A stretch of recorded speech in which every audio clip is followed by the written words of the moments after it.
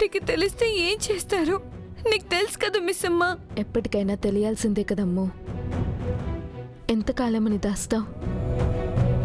నాన్న దగ్గర ప్రతిదీ ట్రాన్స్పరెంట్గా ఉండాలి. ఆయన మంచి కోరేవారు, నీ సంతోషం చూసుకునేవారు. అలాంటి ఆయన్ని మోసం చేస్తావా చెప్పు?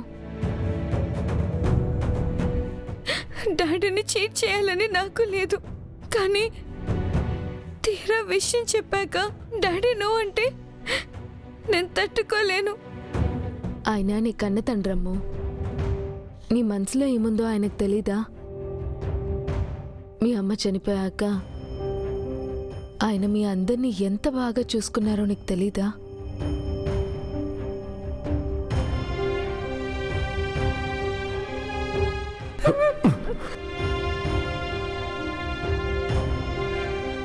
నీకేం కాదమ్మా, నేను చూసుకుంటాను.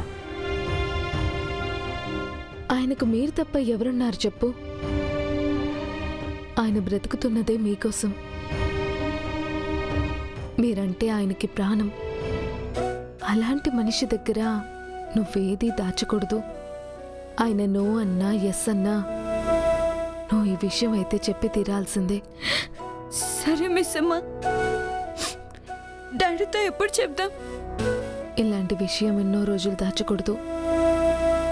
వీలు చూసుకొని ఈరోజు చెప్పేద్దాం. నువ్వు ప్రశాంతంగా ఉండు, వెళ్ళు.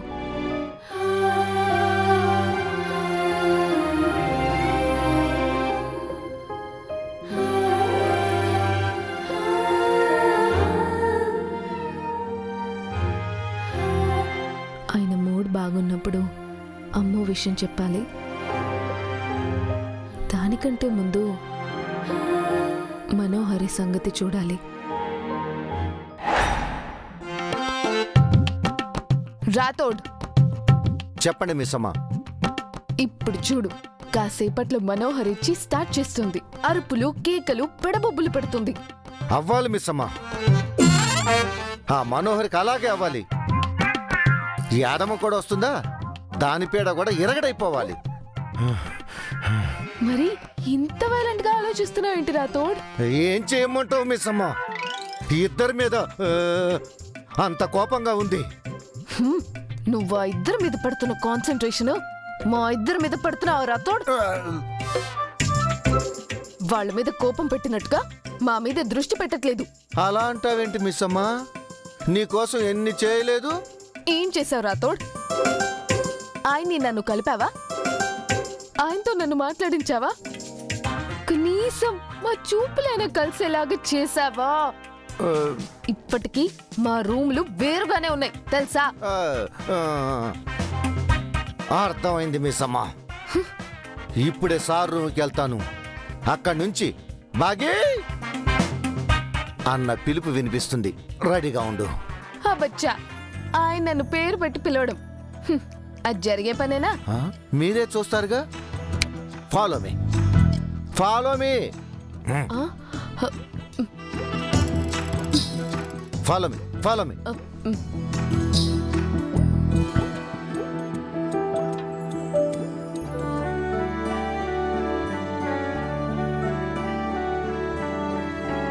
Good morning sir. Morning morning. ఏం చేస్తున్నారు సార్? కనిపించట్లేదా? బట్టలు మడత పెడుతున్నాను. మీరెందుకు సార్ మడత పెట్టడం? నువ్వు మడత పెడతావా? నేనెలా మడత పెడతాను సార్? అయితే నేను చేయక నువ్వు చేయక మరి ఇంకెవరు చేస్తారు? ఆవిడని పిలిస్తే వచ్చి చేస్తుంది కదా సార్. ఆవిడెవరు? మీ ఆవిడ సార్. మా ఆవిడ? మిస్ అమ్మ సార్. తనొకప్పుడు నా భార్య. ఇప్పుడు తనని నేను యాక్సెప్ట్ చేయట్లేదు. చేయకండి. ఆవిడ ఇంట్లోంచి వెళ్ళిపోతుంది. అప్పుడు మీ కూతురు ఎక్కడుందో మీకు తెలియకుండా పోతుంది. చేయకండి. రాథోడ్, లేకపోతే ఏంటి సార్? నేను మీకు చెప్పిన ప్లాన్ ఏంటి? మీరు దాన్ని అమలు చేయకపోవటం ఏంటి? సార్, మీరు మిస్సమ్మతో క్లోజ్గా ఉంటేనే సార్ మీ కూతురు ఎక్కడుందో తెలిసేది.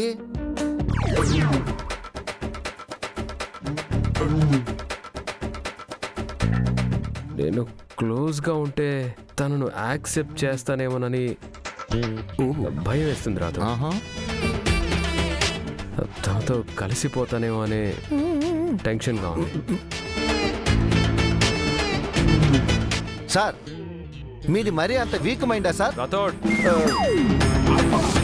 ఏంటి సార్ మరి మీరేంటి సార్? మీరెంత స్ట్రాంగ్ పర్సన్ నాకు తెలియదా? క్లోజ్గా ఉన్నట్టు నటించినంత మాత్రాన మిస్సమ్మకు పడిపోతారండి మీరు? లేదు, ఐఎమ్ స్ట్రాంగ్ అండ్ పవర్ఫుల్ ఆ, అండ్ బ్రేవ్. ఆ, అయితే మిస్సమ్మని పిలిచి పని చెప్పండి సార్. నువ్వు పిలు. నేను పిలవకూడదు సార్.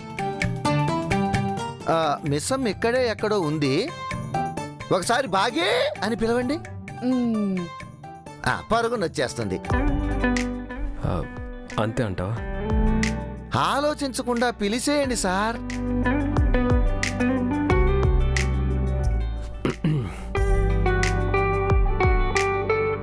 బాగి బాగి బాగి. ఓ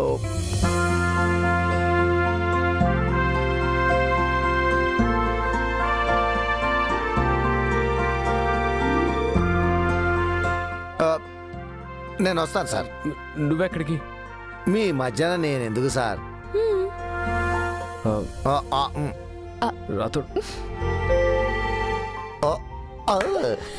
చూసావా సార్తో పిలిపించాను. బాగి, మీరు వెళ్ళే వరకు ఆ పిలుపు ఆగదు, వెళ్ళండి.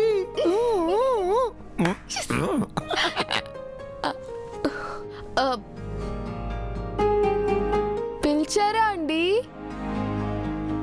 నువ్వేం 1950s పుట్టలేదు మొహం చూపించకుండా మాట్లాడడానికి. లోపలికి దయచేయండి. అంటే ఇది మీ బెడ్రూమ్ కదా, మీ పర్మిషన్ తీసుకొని రావాలి కదా. నేనే రమ్మంటున్నాను కదా, లోపలికి రా.